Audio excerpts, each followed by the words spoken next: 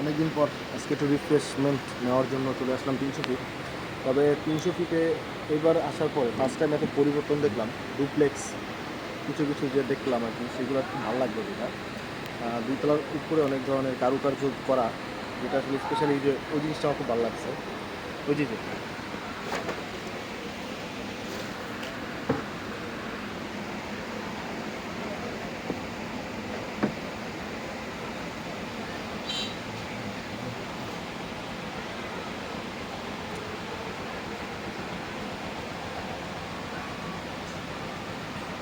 পাটের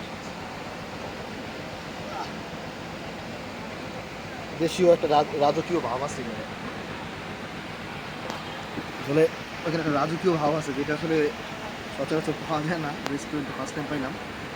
এবং একপাশে নদী, ঐতিহ্যবাহী বালু নদী বলি আমরা যেটাকে, সে বালু নদীটা আছে। এই যে তাল গাছ মাথার উপরে। সো আলটিমেটলি সব কিছু মিলে বহুদিন পরে একটু মন চাইলো ক্যামেরার সামনে কথা বলি। ওয়াও, হারিকেনও তো আছে, কিন্তু হারিকেনের তেল নেই।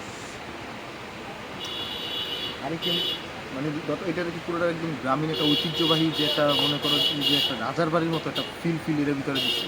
ভালো লাগছে। 300 ফিট আসলে সবাই ডুপ্লেক্স খালি নিচ থেকে দেখা ভয় যায় না। খাবারের মেনু কিন্তু খুব কম দাম। 250 টাকায় বিফ নিচ্ছি। 6 পিস থাকবো বিফ, এবং হচ্ছে 2টা চাপটি, 2টা রুমালি। তো আলটিমেটলি সব কিছু মিলে হাঁস খাইতে আসে মানুষ, কিন্তু হাঁস ভালো লাগে না। নিয়ে নিয়েছিলাম 250 টাকার বিফগুলো, ঠিক আছে। তো সব কিছু মিলে ভালো লাগছে। এবার ডেকোরেশনটা সুন্দর। তো যদি কেউ আসতে পারেন, দুতলা এসে ঘুরে যেতে পারেন। টাটা।